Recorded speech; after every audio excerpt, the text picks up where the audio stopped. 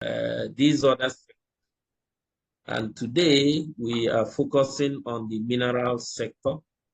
I think somebody said recently that if Africa can put their acts together, we have no business being poor. And that is because of all the mineral resources that we have in this country that can support our energy production, they can support our manufacturing, they can support almost every other sector. But the question is, why haven't we gotten it right? Well, I won't preempt what the speakers will say. These are experts in the field, and I want to thank them for joining us today. And I believe that we haven't made any mistake in selecting them, because these are highly revered professionals in the field. And so I would like to welcome everybody to this seminar or webinar. And I hope and believe that Nigeria will prosper with all the minerals. I happen to be just 1 year older than Nigeria. And I believe that Nigeria has come of age, and the contribution of the mineral sector has to change from what it is presently to something better. That is where this webinar or seminar is situated, so that we can contribute towards the conversation of increasing the contribution of the mineral sector to our GDP. Thank you for coming, and I wish all of us a fruitful deliberation. Over to you. Back to you, Dr. David. Thank you so much. And we've just heard from the president, African University of Science and Technology, chief host for this event. Three of the, or let me even say that the four groups that have actually put this discussion together are currently hosted at the African University of Science and Technology, including the Afri Materials and Horse, which is a very great partner in this discussion. And so without no much ado, I would like to quickly just add to what the president has actually said. The question would be, and perhaps this is actually running through your mind, or is it that we are not aware that we have minerals in Africa, in Nigeria? We are aware. We know we are blessed with it. And so the second stage will be, haven't we been processing it? Yes, we have been processing it. But when we process these minerals, we are conversant with how much yield can I get, how much of the percentage can I extract of these minerals from the impurities, from the gangue. And so we have succeeded in doing it, and we have actually succeeded as well in, replicating, presenting, and publishing these results. However, some of these results are actually not commercializable, not because they are not great results, they are very wonderful results, but because many things were not taken into cognizance, like the energy cost, like the economics of the research, like the environmental implication of the process within the lab space, and many other things that have to do with materials that goes into the research, which are apparently very expensive, and then that makes commercializing these research results, not visible. And so today we want to speak to the aspect of energy, and I have here today Dr. Samuel Olumide Ogumodimu. He is an assistant professor at the Energy and Minerals Engineering, Pennsylvania State University. In addition to his role in the Department of Energy and Minerals, he is also an affiliate faculty at the Materials Research Institute, MRI, the Institute for Computational and Data Science, ICDS, and the Alliance for Education, Science, Engineering, and Design for Africa, ASEIDA. He is someone who is humble. He's a man of many parts. He has explored the Southern Africa mineral space for quite a decade. He has also spent, I think, more than 4 years at the Australian mining industry. He has worked as consultants within the Europe, the Germany, and many more places that I don't even know. As far as I'm concerned, he has spent the bulk of his life within the industry, solving problems that are peculiar to mining industries and mineral processing industries. Recently, he decided to come into the university to see how he can actually improve what we do at the research space and connect that with the industry experience that he has to really make our research at the university commercializable. And so he is a passionate, preacher of energy efficient. He is not ready to do anything without looking at what is the cost of energy that goes into comminution. And I'm very sure that I can make a guess of his presentation today that you will hear him talk about comminution, because that is where 70%, nothing less than 70% of the total energy in mineral and materials extraction goes into. And he has been solving a lot of problem regarding how to minimize the energy that goes into comminution. I have the floor to you, Dr. Samuel Olumide Ogumadimu, to lead this discussion. Thank you. Thank you so much, Dr. David, for the kind introduction. And thank you, everyone. It's my pleasure to be here today. I'm grateful. It's a privilege to share my thoughts on the, I don't know, please, can you see my screen? Sure. I should have tested this before now. Oh, thank you so much.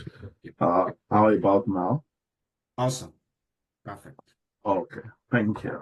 So I'm grateful. I'm happy to be here. It's a pleasure to present what I'm passionate about. And beyond minerals, I'm also passionate about the continent of Africa. And I will tell you why in a moment. So I thank the president for his presence here today, the president of the university, and all the professors who are here today, and everyone. Thank you. I'm not really sure I have all the answers to questions pertaining to minerals, processing, efficient mineral processing in Africa, but I can share my thoughts and we can discuss this because the problem of energy in Africa has many dimensions to it. So it depends on how you see it and where you think the solution will come from. But based on empirical facts and based on the research we have been undertaking on the continent of Africa, I will just summarize what I think is important and how we can come together at our level to solve this problem. So the title I've been given is Energy Efficient Minerals and Materials Extraction for Africa's Development. And the overview of the presentation today will be just to give an introduction to the African mineral space. We'll look at that landscape, how Africa is endowed with the minerals that the world is currently looking for. Then the need for efficient production and innovative approach to this, and the benefits of this to the continent, and we can discuss further if there are questions and comments. So why is it important for us to go the sustainable way? Beyond being part of the United Nations Sustainable Goal that we need minerals to achieve the sustainable future that we're all aspiring for, we still have to be cognizant of the fact that these minerals have to be mined in a sustainable way. the mining space has been demonized, no doubt about that. And even here in the United States, many undergraduates who are coming to the universities do not want to study mining. But interestingly, I'm a physicist, but at some point I did applied physics in mineral processing space. And I find it very, very interesting because it's only in mining you can have an equipment that consumes a lot of energy, and only 10% of that energy goes into production.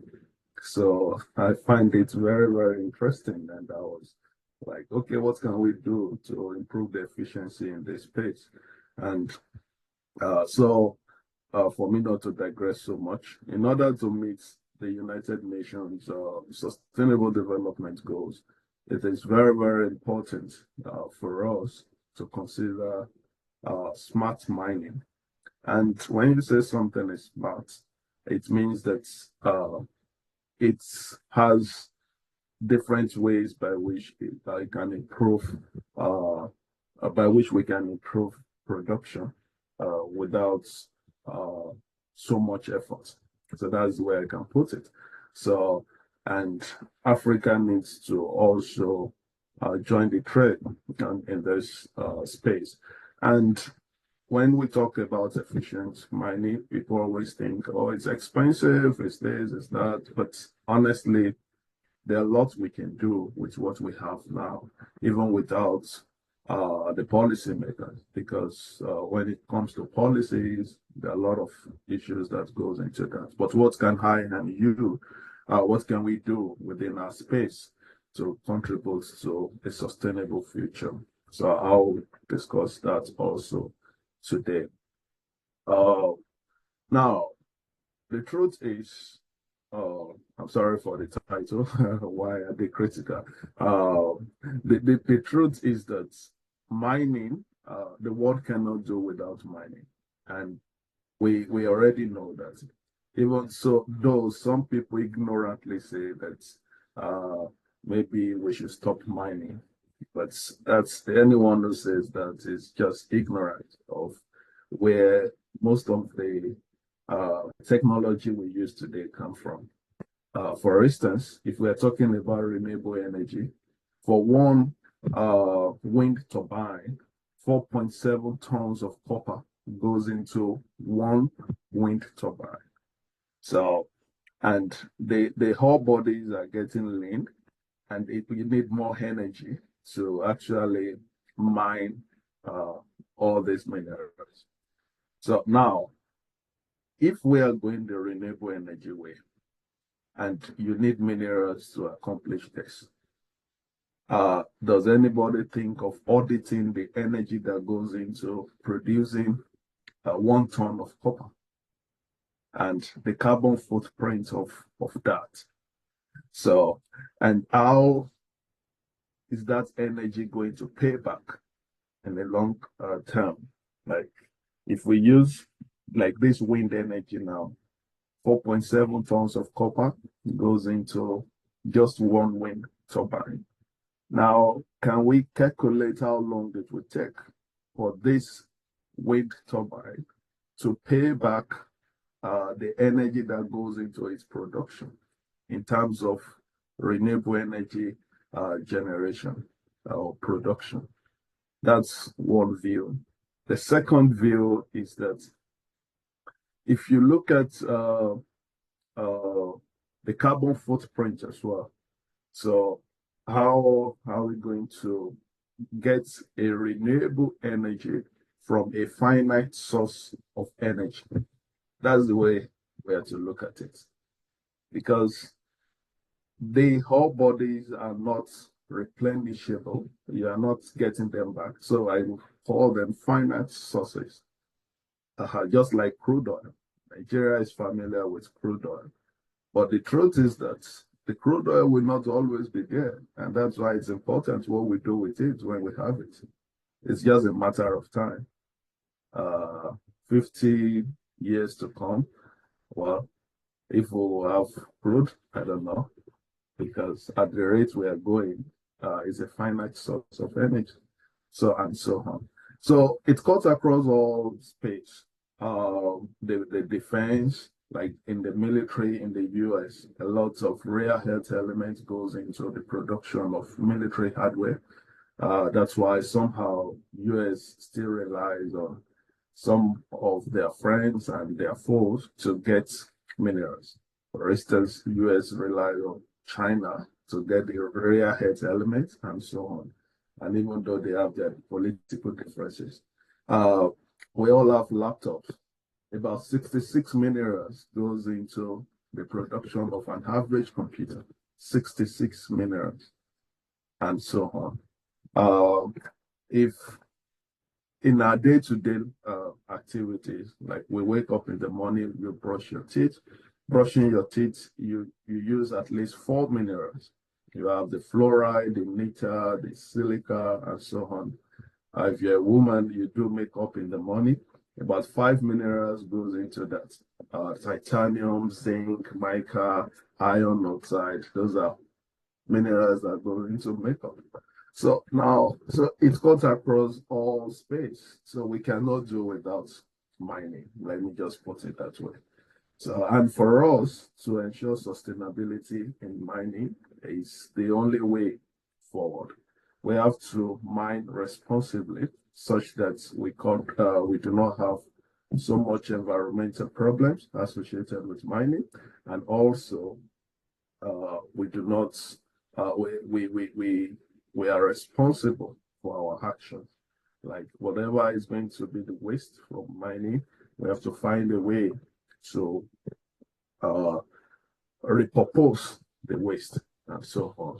So those are the perspective I want to share with you today.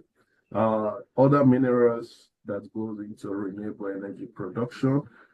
For instance, you have your solar PV, like I said, the wind, the hydro, CSP, bioenergy, geothermal, nuclear. All these need copper, cobalt, or nickel, lithium, and so on and so forth. Some in high quantity, some in moderate quantity, and so on. The source for this is a IEA 2022. I know it has been updated now. So, now that's where we need to aggressively meet the energy demand. So we need more minerals. That's just what we're trying to say here. So minerals used in selected clean energy technology. And I focus on clean energy technology because a lot of attention has been shifted to clean energy, but nobody is talking about where the clean energy is coming from. We look at the technology, but nobody is looking at beyond the technology where the raw material is coming from. So that's very, very important. And that's why I have this slide. And the next one, the critical minerals production. So now, can the world meet the demand? The mining space at the moment is struggling to meet the demand for energy minerals. So as you can see, there is a large gap. More attention is going into the technology, but meeting the demand is not easy because more energy is needed to extract the minerals that will meet the demand. So that's why we can also not do without fossil fuel at the moment. We still have to continue to use fossil fuel to achieve our objective. So it's a means to an end and so on. But well, this is on a global scale. Let's come back home to Africa now. We all know that Africa is a rich continent. Honestly, Africa has no business to be poor. That's the truth, just like the president said. Africa has no business at all to be poor. Africa has everything it takes to negotiate favorably with other parts of the world and trade from a vantage standpoint. Like you have what everyone is looking for, and if you want to trade, you have to like come, oh, want to buy this? These are my terms and conditions. That's how Africa should uh, relate with the rest of the world. But we all know that is not the case at the moment, unfortunately. But I and you can change a narrative if we contribute our own quota in our own little way. So Africa holds vast mineral resources, including lithium, which the world is looking for desperately, cobalt, gold, diamond, iron, ore, bauxite, and the rare earth elements. We have the critical resources for the energy transitions. And honestly, statistically, according to the UN Energy Program, Africa contributes over 30% of the world's mineral production. And mind you, you need to be careful with these statistics because these are the documented mineral production in Africa. Yeah, and a lot, as we know, the activities of artisanal mining in Africa and illegal mining through the back doors, those ones were not factored into the statistics. So now you see what is documented as at today, over 30% of the world's mineral production is what Africa is contributing to. So, and does this translate to financial benefit for Africa? I don't think so. I really don't think so. So it's there is this disparity in this trade, and we just have to find a way of redirecting our focus, our attention, so that we'll be able to negotiate favorably with the other part of the world. So the map on the right shows some of the minerals we have in Africa. There is no, that's the interesting part, there is no country in Africa that does not have one mineral resource, at least one. Like all the countries in Africa have one thing or the other. So it's really a blessed continent. And coming back to my country, Nigeria, it's unfortunate that most people think that the only thing Nigeria has is crude oil. Honestly, Nigeria is really, really blessed with all kinds of resources. Some have been quantified, some are estimated, but the truth is Nigeria is blessed. So even the UN Energy Program that I referenced here confirmed that significant deposits of these resources are in countries like the DRC, Nigeria, South Africa, and Ghana. So we have significant deposits of what the world is looking for. So, well, the challenges in the traditional extraction methods, which unfortunately it's what is common in developing countries, even though the world is gradually looking for a way to shift attention from the traditional method of mining such that we can have a more efficient production. Because it is when we have a more efficient production that sustainability in its real sense we come into our world. We can sustain what we have, then we can also produce energy technologies that are not going to contribute so much to global warming, that will minimize global warming, if I put it that way, and so on. So only sustainability in mining can really ensure a sustainable future for the world. And Africa has to play a major role in achieving this. So the traditional method has a lot of disadvantages. For instance, if you are breaking the rock, when you explode the sides and get the materials out, exploding the sides is also a big problem because you leave all sorts of debris, and the environment will not remain the same. Then you extract these minerals, you take them to a mining site where you try to break the rock into smaller pieces. So the whole essence of comminution is to reduce the particle so that to reduce the whole body so that you'll be able to liberate the useful mineral. And in doing that, you are using a lot of energy, from breakage to milling to classification, and even up to your flotation, or if you want to go the hydrometallurgy way, you are leaching out the mineral. All these consume energy, and they have their environmental effects. So now what are we going to do if we know that the traditional method is not sustainable? There has to be an alternative. And honestly, people believe that if something is working, why do you want to change it? And that's what they will ask you. This is working, why do you want to change it? This is how we have been doing it for years. So, and also their political interest in this.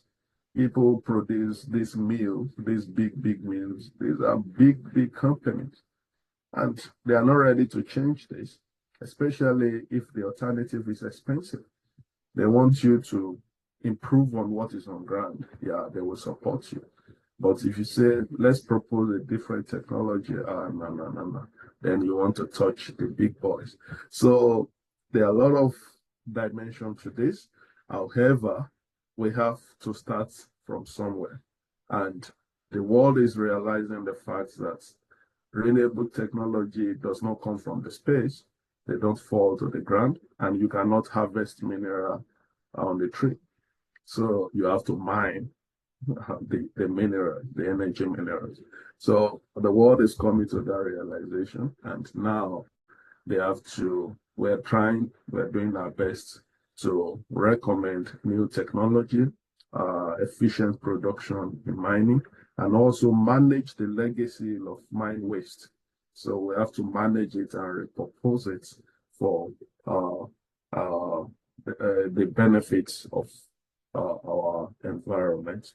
So, like I said, the comminution is very energy intensive.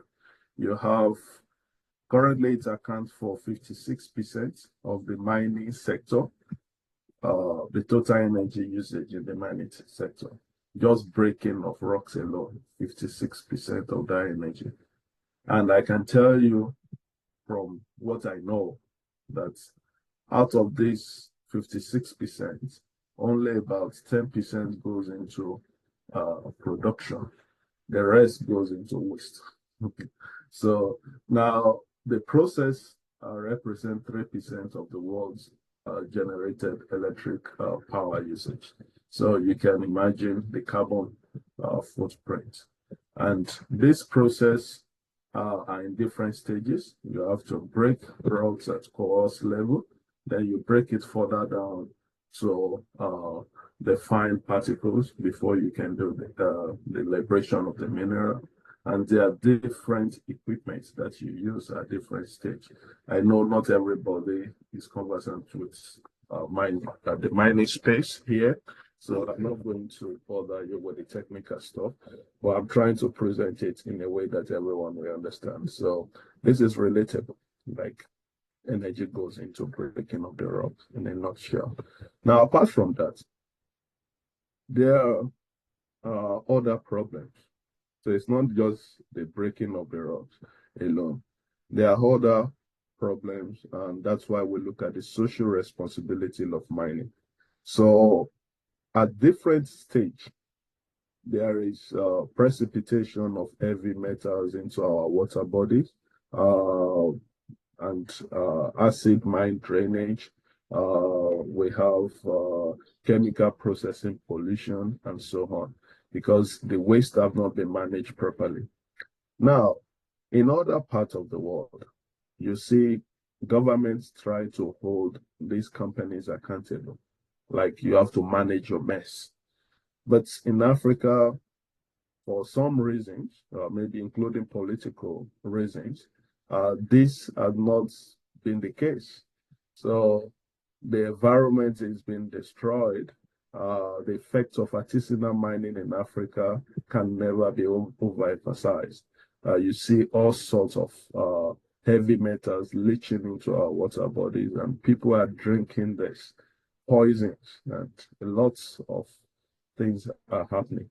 And you know, one of my colleagues in the presentation we had last week was talking about arsenic, for instance, which is poisonous. And it was like, if that's the mining is done several of kilometers away, once this heavy metal enters into our water body, it can travel all the way from Asia to the US. So now imagine if, for instance, let's say there are illegal mining activities going on in northern Nigeria, for instance. The people in the south are not safe from this, because these heavy metals, once they precipitate into our water bodies, they flow all the way down. And yeah, this contributes to a lot of health issues that our people are battling with. And we still do not have even good health facilities. So we are struggling with all of this, and we are not even aware of it. That's the problem.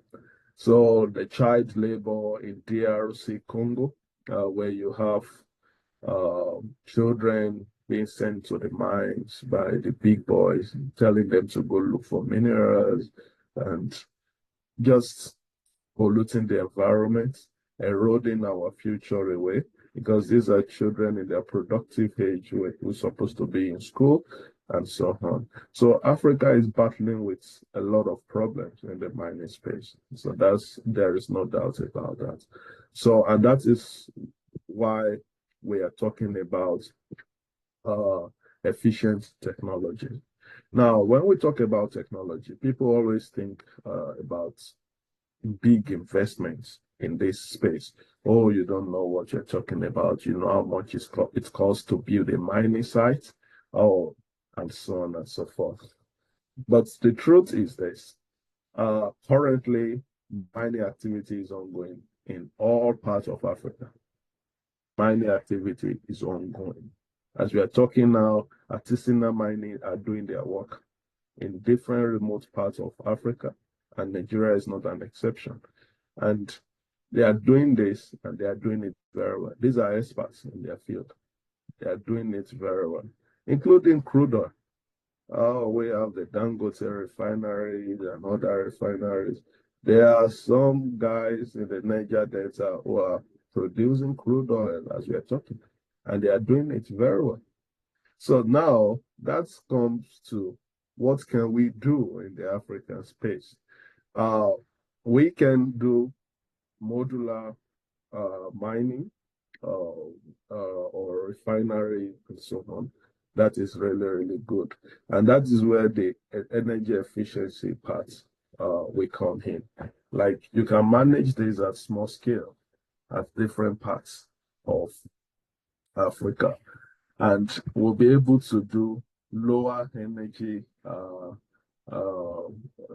size of a mining, a modular mining site.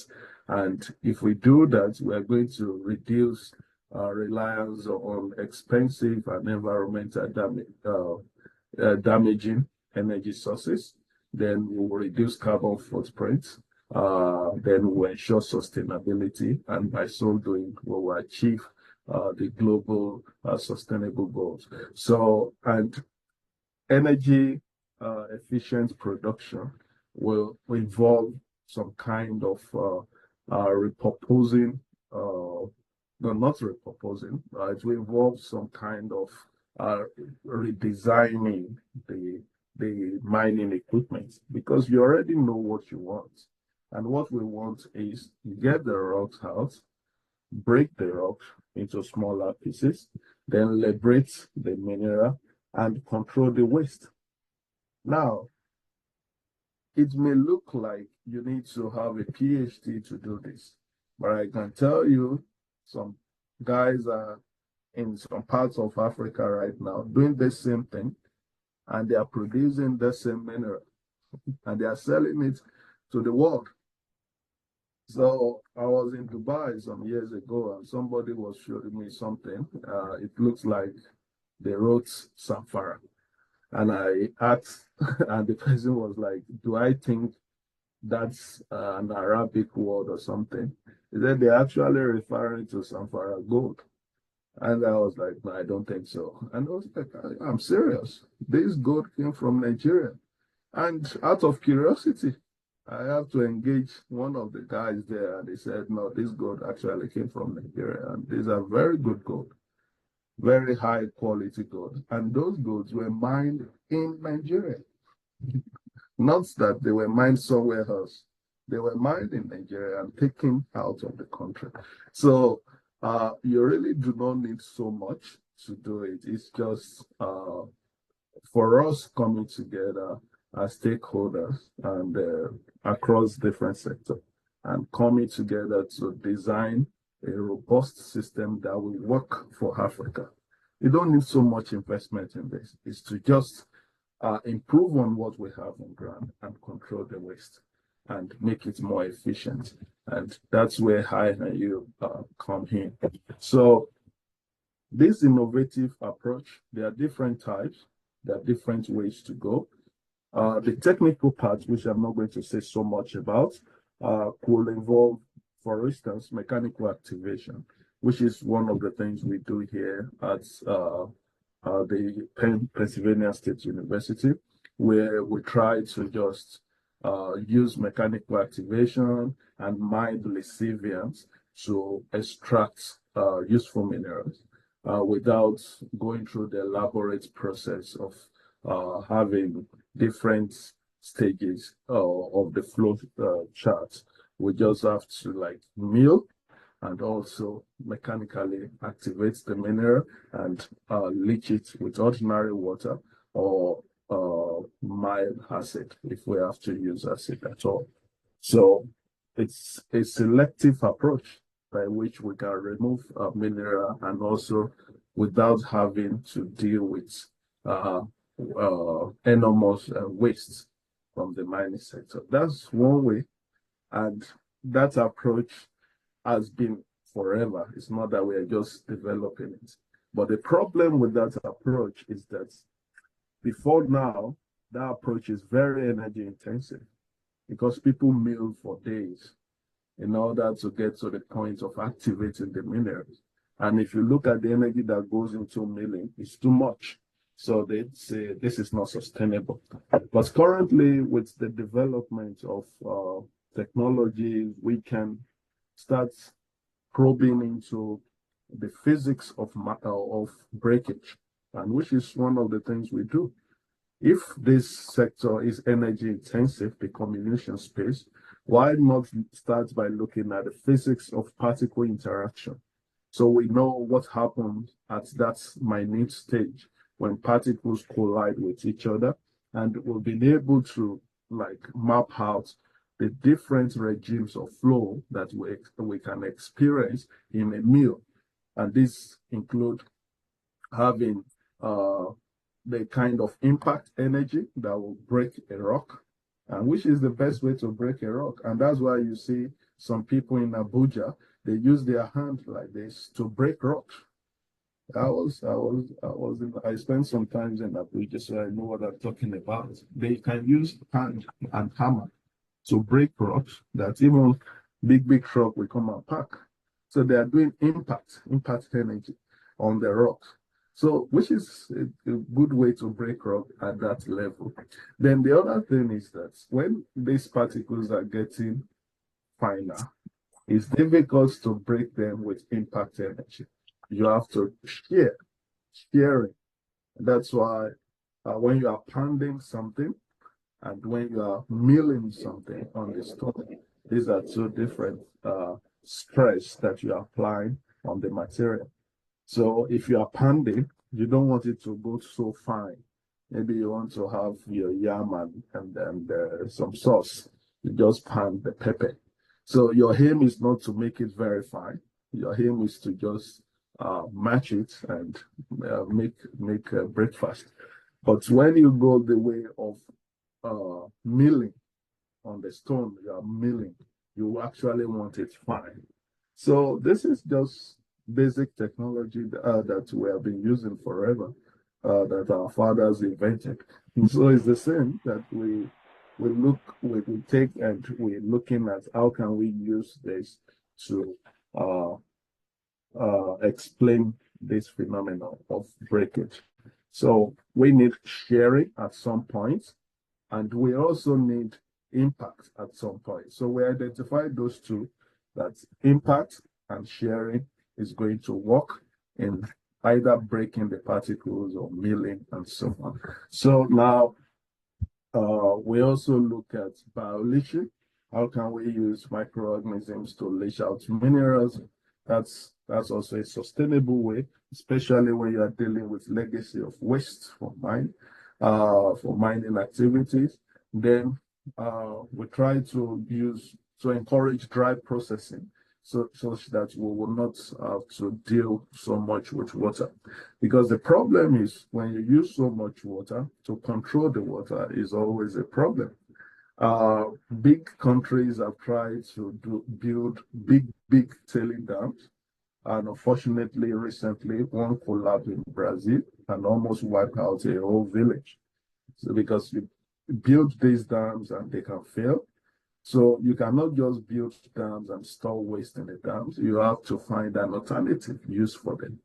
And that's what's part of what we are doing, especially in the United States, like repurposing the waste from mining, repurposing the waste from coal, mining, coal production, and all sorts of mining. And we are trying to extract critical minerals from them. But we're able to do this because we have gotten to a point where we can grind this further in an efficient way and extract these minerals, even though they're in parts per millions, but we can still extract something. And we are now using so much energy to achieve this.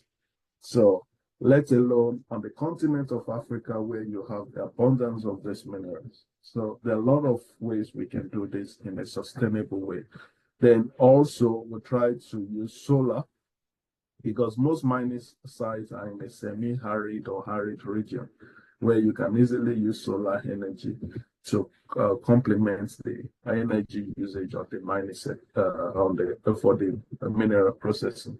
So, and we have to do this in a sustainable way, and also bear in mind that this technology is expensive. So you have to do it such that the person who wants to do this this mining will be able to find it affordable. That, oh, okay, this is also an alternative source of energy that they can use. So part of, okay, this is just one of the models that we try to develop, and which we can use to study what is happening on site through digital twins and monitor the stress in some of this mill, and we can tune it to break the particles precisely, solve this problem. And the efficiency of this, we have been able to increase the efficiency using machine learning.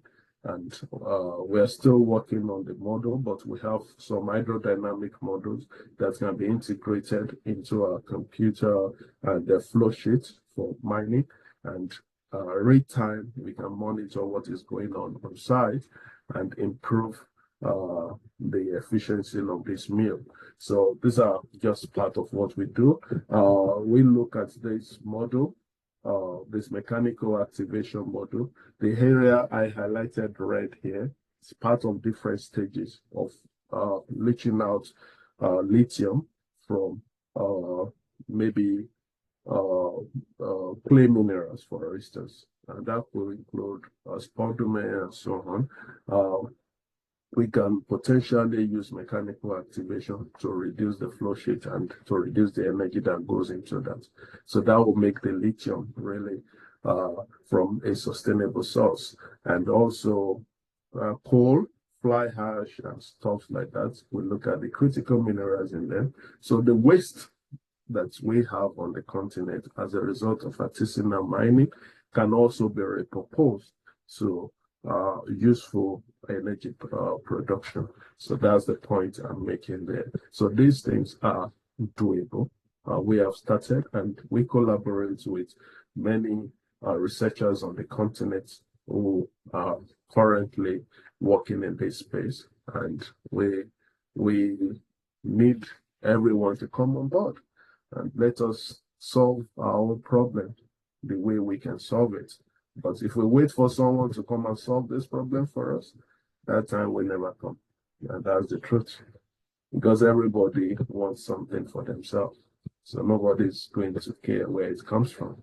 That's gold in Zamfara that someone is buying in Dubai. The person doesn't care where the gold comes from. He doesn't care if the bandits have taken over the place. That's not the person's problem. Just give me lithium. Give me gold. Give me this. That's what the world will continue to demand from us. So there are a lot of economic benefits if we go the efficient way. There will be increase in profitability, and that is the truth. Because if you reduce the cost of energy, then you gain more. The mining industry understands this very well. For instance, they know that 2% reduction in energy consumption in the communication space translates to millions of dollars for them. So the mining space understands that. So then there will be job creation if we go the efficient way. I have to rush because of time.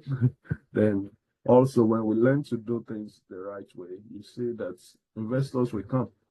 They will come. They would like to partner with the local industries. If you have a framework in place, then there will be industrial growth. If we go the modular way and we have our own efficient system, then there will be industrial growth.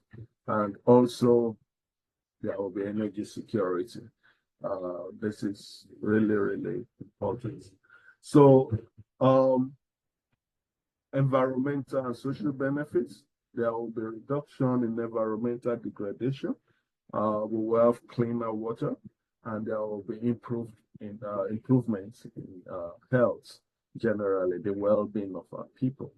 So how do we go? What do we do from here? It begins with you and me. So the African proverb says, "Until the lions have their historians, tales of the hunt, we always glorify the hunter." And that's the truth. And it simply means that when only the dominant group, which is the hunter in this case, tell their story, the narrative will always favor their perspective, and the experiences of the marginalized group, which is the lion in this case, will be ignored or misinterpreted. Nobody can tell our story better than we tell our own story. Now, and that's why I put this diagram on the image on the left. Africa is a beautiful, a golden continent, but sometimes it's been presented as a dark continent. So the only people that can tell the story of Africa in the right way are the Africans themselves. We are the ones who can tell the story of this beautiful continent. And we are the ones that can develop our own continent. And that's the mistake our leaders always make. They go to all these meetings all over the world trying to negotiate with them. We've got resources. Come and do this for us. Come and do that. The truth is that nobody will build Africa. We have to build our country, our countries, and our continent. The path forward: invest in research and development. This is very, very important. There is no gainsaying. There is no two-way about it. You have to invest in research and development. I need to be careful to say this, but there were two leading companies that were mobile companies many years ago. And even when telecommunication came to Nigeria, then these were the common phones, the Nokia phone and the LG and so on. They were doing very well, the BlackBerries, yeah. And at some point when they had issues, they cut down on their research money by about 80%. Many companies do that. When they have issues, financial issues, they first cut down on their research, the research grants. So that's, before they now consider laying off their staff and stuff like that. So we do that temporarily and go back into investing in research. But these companies are then, they continue to reduce the money they spend on research significantly. Now, there are other companies around that time, the Samsung and some other companies who went into mobile phone production. They increased their own investment in the research space. They increased it by 100%. Now, 20 years down the line, one is practically not in that space anymore, though they are still there, but not as they used to be. And the other ones have taken over. Why? They have invested in knowledge. There is no other way. We have to invest in research. We have to do research. We have to also tell our story by partnering with other parts of the world. See what they are doing in other parts of the world. We cannot do research in isolation. The world has gone far beyond that space. Nobody can do research in isolation anymore. You have to collaborate with other parts of the world, see what people are doing. And we have what it takes to do this. We have what it takes. We are not stupid. We are very, very smart people in Africa. I've traveled a bit around the globe, and honestly, I've seen great people from the continent of Africa. There is no university I travel to that you will not see at least, especially in Nigeria, somewhere, either one HOD of one department or one professor somewhere. So we have what we can leverage on to collaborate and also do great things that will benefit our people. So that's what I meant by building strategic partnership, then capacity building, training and development programs. These are very, very important. Those guys out there who engage in artisanal mining, they have the skills, the technical skills. You just need to train them and engage them in a meaningful way. Then the final one, which I'm always very skeptical about, because if you rely on government to do something, it may take forever. But we still cannot do without the policy makers. We need that support. In conclusion, energy efficient extraction methods are key to unlocking Africa's vast minerals wealth while ensuring sustainable development. These technologies not only reduce operational costs, but also mitigate environmental damage, contributing to the long-term prosperity of the continent. By embracing innovation and collaboration, Africa can lead the global shift towards sustainable mineral extraction. I appreciate your time today, and thank you so much. Wow. Thank you very much, our guest speaker for today. Yep, he decided not to go into the technical part of this because the time will not even be sufficient to, allow us have a conversation. However, there are one or two questions here that participants are looking forward to have a feel of regarding some of the other concerns that they might actually have here, and also to see how they can apply some of this knowledge that related today into what they do. So I would just read some of the questions that I have here. So the first question here says, so thank you so much for your insightful presentation. My question is on the coupling geothermal energy system with lithium extraction. Please, can you speak to this? Has it been proven economical? Do you think this is something we can explore in Nigeria? So this is more or less like a three question in one. Yeah. Well, thank you so much for that question.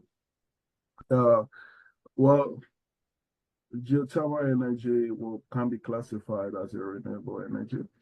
However, we have the problem of transporting this energy to where it is needed. Now, if we have a lithium site and we have a geothermal source close by, then we can efficiently use that energy. But if it involves transporting it, I'm currently part of a project where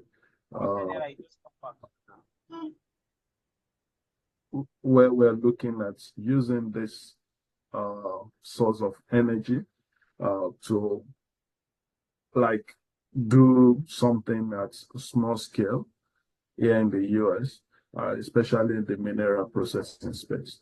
But honestly, transporting this heat energy and also maintaining the temperature over a long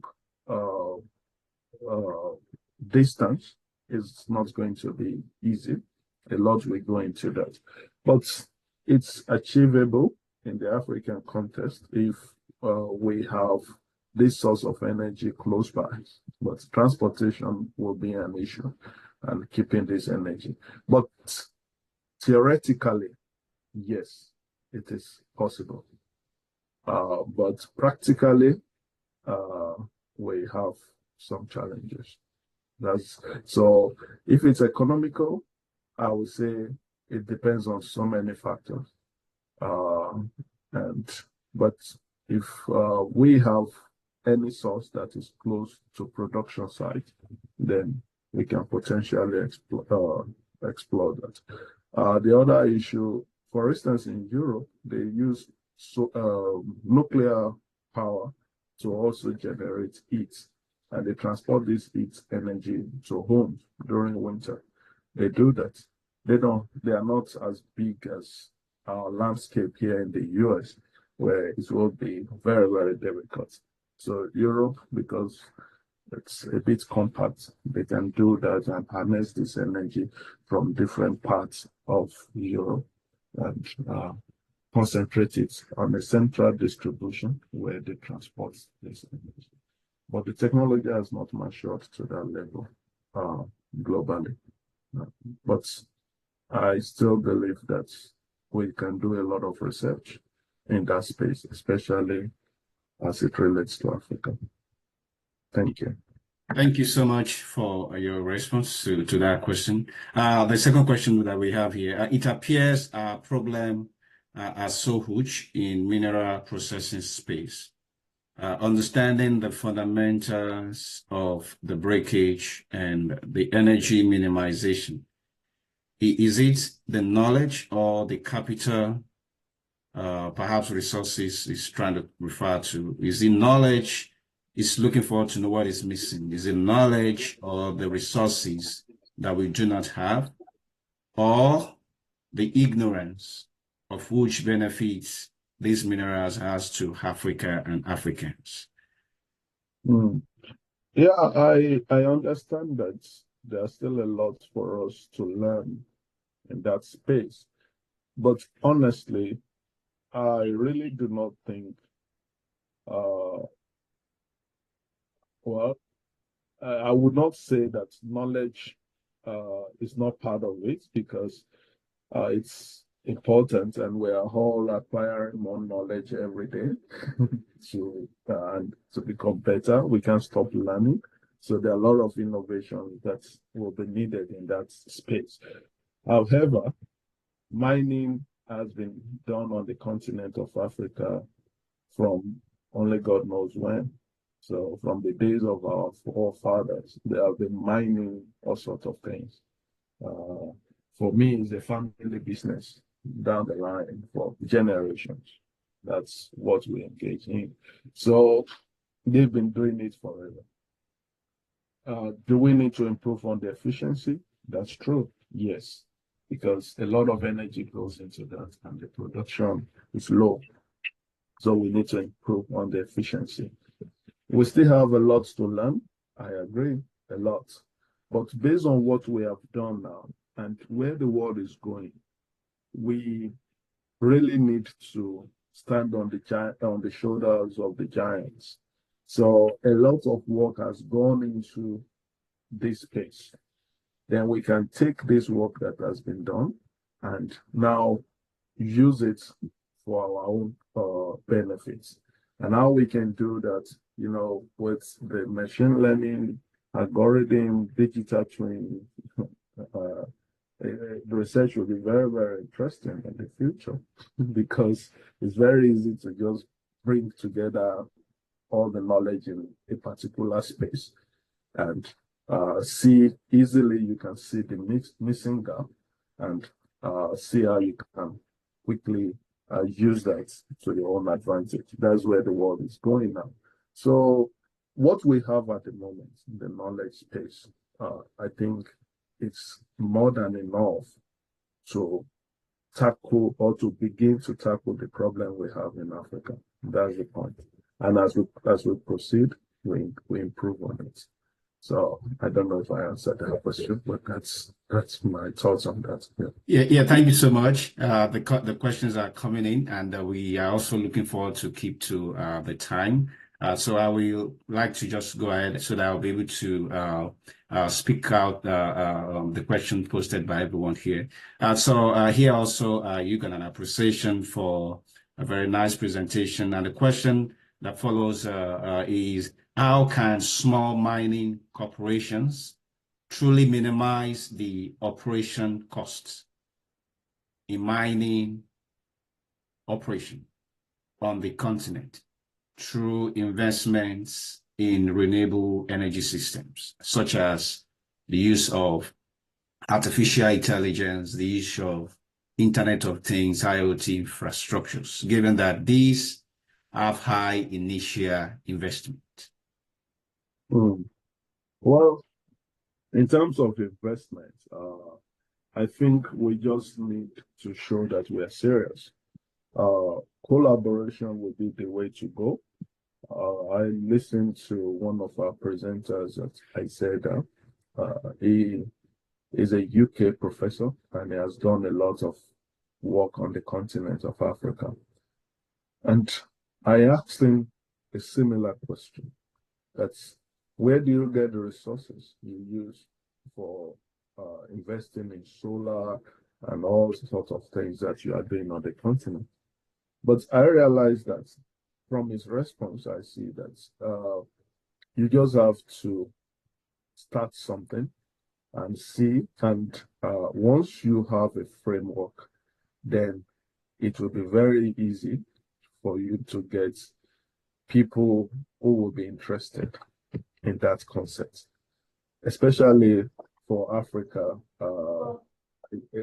For Africa, we talk so much about problems, but we do not sit down to look at how we can develop a framework to solving that problem. So if we have a framework on paper, and we can now start looking at potential sponsors. People can collaborate with us, through United Nations, US development agencies, UK development, international development, and stuff like that. Once they begin to see, even the World Bank, the African Bank, and so on. So we just have to start. Then the other one is that I understand renewable energy a bit expensive at the moment, but we have come a long way. Solar, for instance, was very, very expensive. And if you look at the progressive ratio over time, at some point, the price became a bit competitive. So you can now start considering, oh, I can use solar. And even people have started using it in their homes in Nigeria. But long ago, it wasn't the case. Only the very rich can use it. So over time, this technology will begin to come down, or in some cases, our government subsidize the wrong things. Their subsidies should be targeted at some technologies to help the modular sites. So we still need to partner with them. But I'm talking about small scale. We need to start with small scale. We already have the technical expertise from the artisanal mining. Then the university comes in for training and partnership, and we see where we can block the holes where we have environmental issues and see how we can maintain sustainability at that level. So renewable energy, we have to start gradually, but let's have a framework, then we can work with that. Thank you. Thank you so much. So we have to start small. We have to show that we're serious, and that is one of the key takeaways from this conversation today. Also, I have the question keep coming in, so, but at the same time, I would like to just make it snappy. So thank you for your insightful presentation. As you mentioned, rock blasting as the upstream step is very important. Is very important, and the initial step in the comminution process. My question is, how do you think we can best integrate rock blasting with other stages of comminution process to minimize or to maximize energy efficiency? There have been all sorts of technologies in that space. The BHP, they're doing a lot. But honestly, if the resources is under the heads, as we know, you need a way to bring it out. We are looking at controlled blasting such that companies will take responsibility for the aftermath effects of blasting, and also try to remove the mineral and take back the soil to what it used to be. It's not an easy thing, but it's something that's policies have been put in place to implement in other parts of the world. For instance, in Australia now, those land that were spoiled as a result of mining activities are being reclaimed, and they pour back some manures and do some green agricultural activities and stuff like that. That's their own way of compensating for damaging the environment. However, as it applies to us back home in Africa, there is no other way for now than to do some digging and blasting, but I think it's to just control the effects. That's what we can do for now. There is nothing else we can do. We have to blast the rock in order to get the whole house. There is no other way, but we can control it, if I understand the question. Then for the comminution part, that's where we can reduce the energy significantly. And that's all the research we have been doing in the last 10 years, focused on reducing the energy in comminution. So there is this global consortium under P9 project, sponsored by about close to 20 companies. We call it P9 project, and it involves about 9 universities around the globe, and we've been developing models. So when I was at the University of Queensland, I was part of that project. Even at the University of Cape Town, I was part of it. We were developing models to ensure that the energy usage in breakage is reduced significantly. And for about 10 years, we have worked on that consistently. And we have seen improvements over the years on the energy consumption in that space. It's not an easy thing, especially when they don't want to change those equipment. And that's the political aspect. You can improve, you can optimize the system. But if you tell them, let us redesign the system, then you want to step on toes. But when it comes to the modular part, it's achievable. In Nigeria, we can develop our own system for efficient mining, using all the parameters that we have here, and also Internet of Things, artificial intelligence. Those ones are not expensive, honestly. What is expensive is the hardware. The soft part is not expensive. We can easily collaborate on that. We have all that we need for material characterization here. For instance, we can collaborate directly with the AUST. You send samples, we analyze it for you. You send it down. The material science here can give you remote access to look at study characterization and stuff like that. So all this just have to start from somewhere, from collaboration. Thank you. Thank you so much on that. So I also have, I think, 2 more questions, and then we're done for today. So you also have thanks for the presentation, thumbs up to you. Aside embarking on pure and applied research, leading to article publications and etc. What are the roles of academic institutions in energy efficient mineral extraction in Africa? A lot, a lot. We need to. I think it's even us that will solve the problem. That's the truth. In other climes, the policymakers, they consult the university. For instance, in Africa, in the US here, everything they want to do, as far as mining is concerned, the new policy, mineral processing, they come straight to the university. Because university is a citadel of knowledge. We're the one doing the research. We understand everything that is happening in that space. The politicians don't. But it's only in Africa that politicians present themselves as knowing everything, and they neglect the most important sector. So it's the universities that will solve the problem, both technically and even look at the practicability of the intervention. It's the university. It's the university that will draw different scenarios under which this transformation will occur and project what will happen in the future. I remember during the Yar'Adua administration, I was at the University of Cape Town.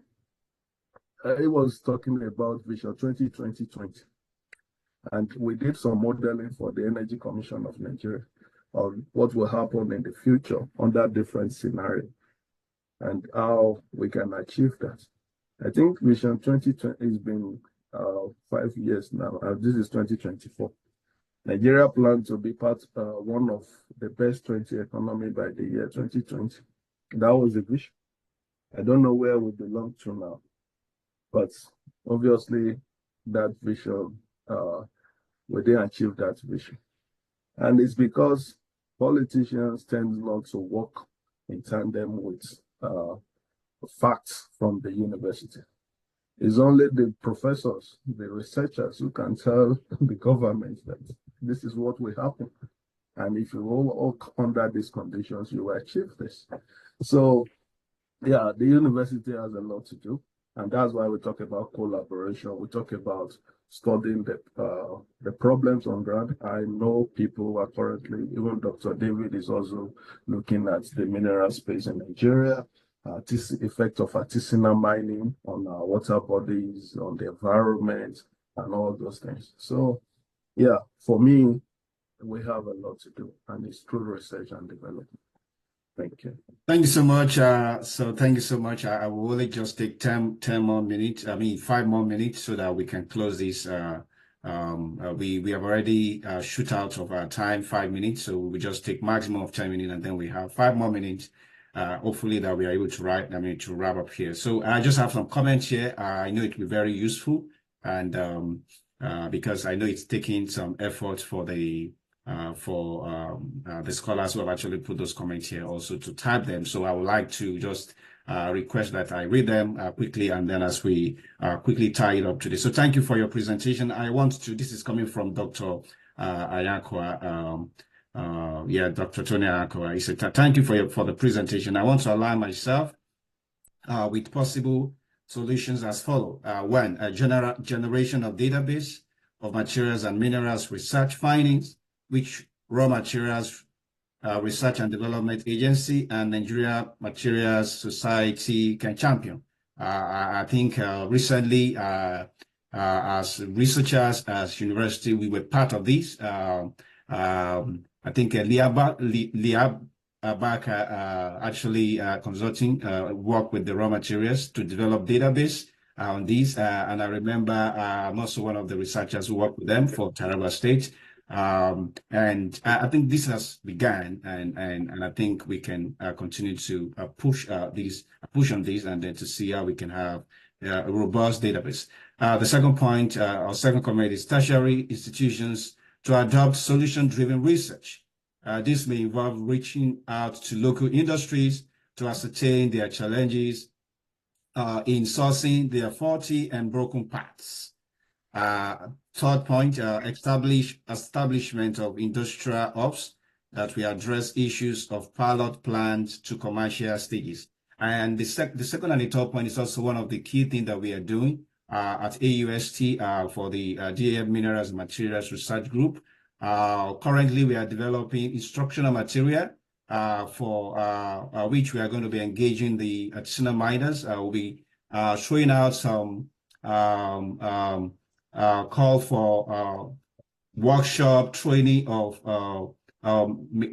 miners and mineral processors in Nigeria. And this is also one of the efforts of the AUST, the Regional Scholarship Innovation Fund, and the collaborations that we're also building with folks here, the likes of Dr. Olumide, Dr. Tandazili, Dr. Nelson, all these folks with the ASEDA here at Penn State. So we get started already, and we're hoping that these comments, it's an encouragement to make us to know that what we are doing is on the right path, and also is something that we can build on. So thank you for your comment, Dr. Ayakoa. I also have here, thank you for a great presentation, Prof. Looking at industrial minerals such as granite, where the processing ends at comminution and screening. And we do a lot of that, for road construction in Africa. Huge energy goes into the crushing stages. And also in large scale. Are the methods highlighted applicable in these large scale comminution? Okay. Sorry, let me just mute this and okay. All right. So this is a question. Are these also applicable on a large scale? I think this is the only remaining question. Let me just quickly run through the other comment, and then you can answer this question. So he's asking whether it is also applicable on a large scale. Dr. Ayakoa also have a follow-up comment and say, additionally, local industries may consider batch production for optimal utilization of power by way of complementing renewable energy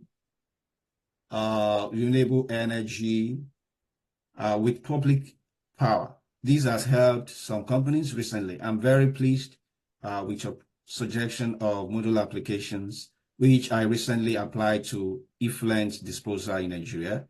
I think the last comment here says blasting is dynamic, a very efficient use of explosive energy during blasting yields good fragmentation, and this is a perspective of a long-time miner.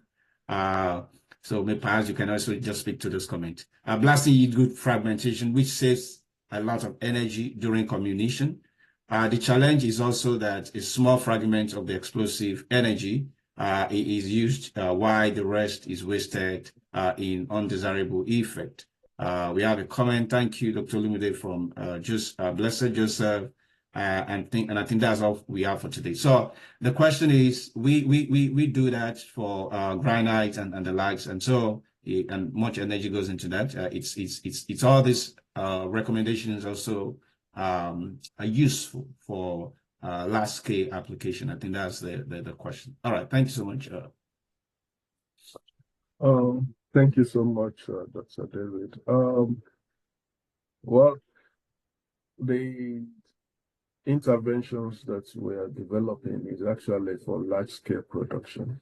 The suggestion on a pilot scale or modular mining sites is just to enhance the operation of maybe artisanal mining, if I can say that, and also in a controlled environment, and make their what they are doing more productive and sustainable.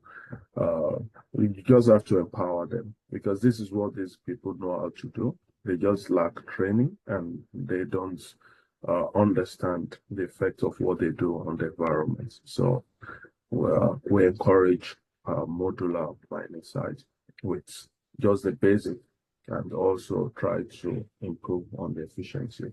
It's easier to improve on the efficiency at that stage than at a very big stage.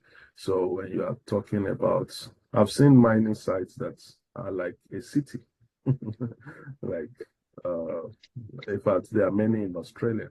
Like they are cities on their own, and they are mining cities, if you can put it that way.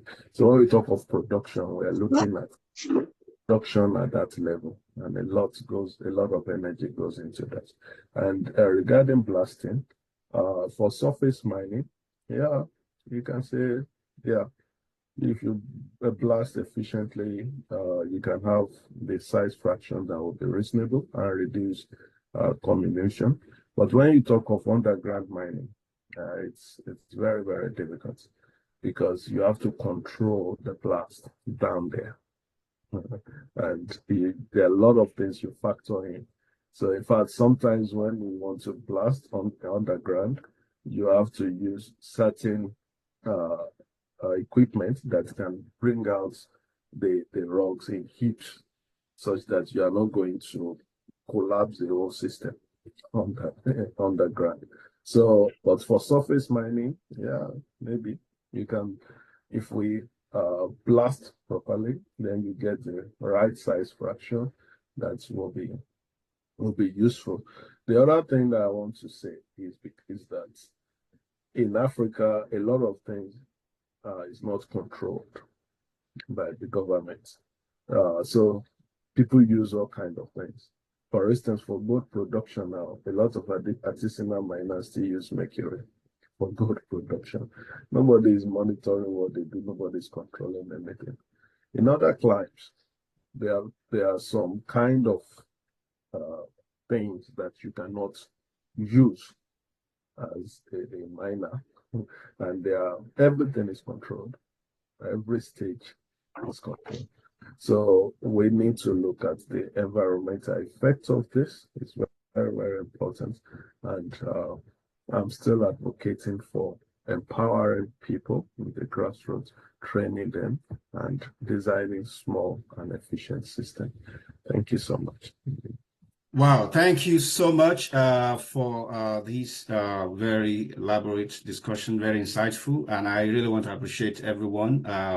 I know at some point we're about 33 participants, and I really want to thank you so much. 24 of us are still on the standby from the beginning of the conversation up to this moment. I really appreciate the time you've taken to ask the questions, to make the comments. And the fact remains that we have to do these together. We are better together. And that is the reason why we are actually having this kind of discussion. And I want to really also just to recommend, to also recognize the presence of Chinaza Arukwe Moses. I don't really know her in person, but I have had several engagements with her, virtually. I believe he's one of the staff of the raw materials, and she's doing a lot of work on these.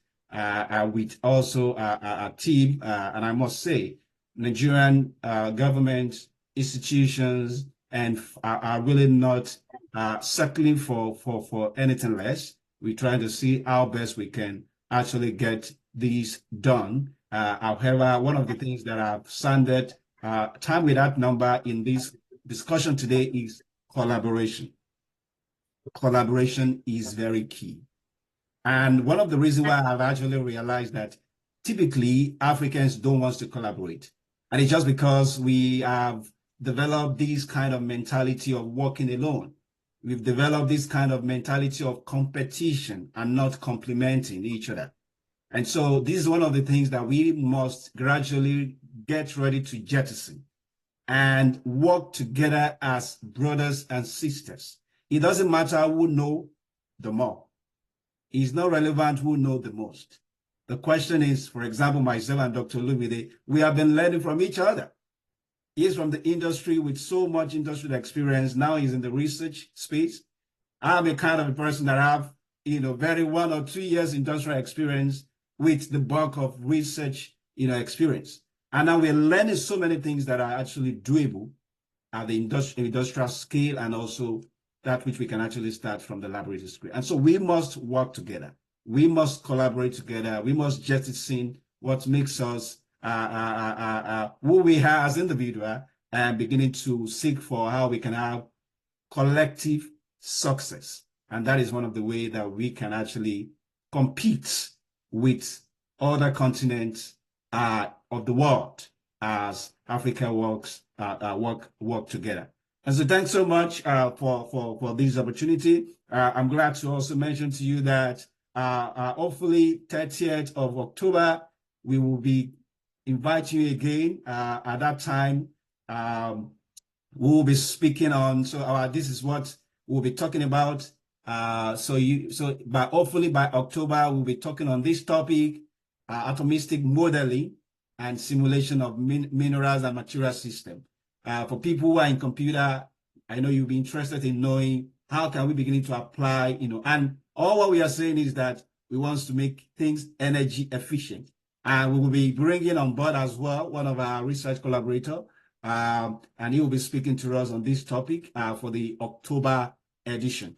And I can ask you, watch out, we'll have November edition, we'll have December edition, and this will continue to be, we'll be inviting you every month to continue to have this conversation, because it is when we have this conversation, we establish friendship and we develop, framework for sustainable collaboration for the sustainable development of Africa continent. And of course, that has to do with the energy efficient, meaningful extraction of our minerals and materials resources for development. Thank you so much for taking the time to join today. And we look forward to catch up with you sometime at the course of next month, so that you can also come around to have a very good conversation on the topic we're looking at for the next webinar in this series. I would also like to appreciate our President Steinbar. Perhaps I wouldn't know whether he's still on the call.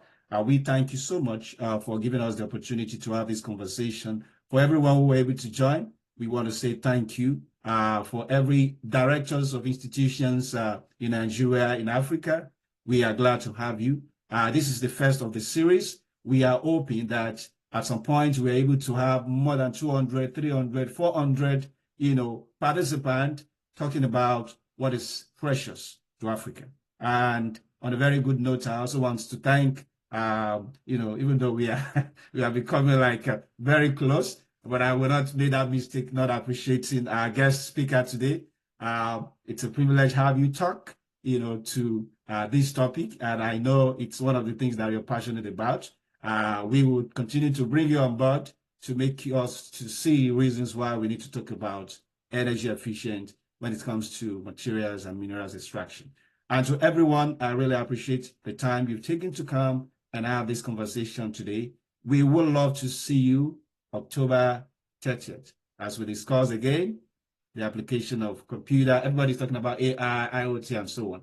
We want to see how we can actually enhance these resources that we have to, provide solutions to peculiar challenges in Africa as a people and as a body. Thank you so much from this side. I would like to say we appreciate your time, and we would love to have you again on board October 30th to discuss another interesting topic. Thank you, and I hope you invite someone to join us in this conversation at the next webinar. Okay, wishing you the very best of the day, and bye for now. Thank you.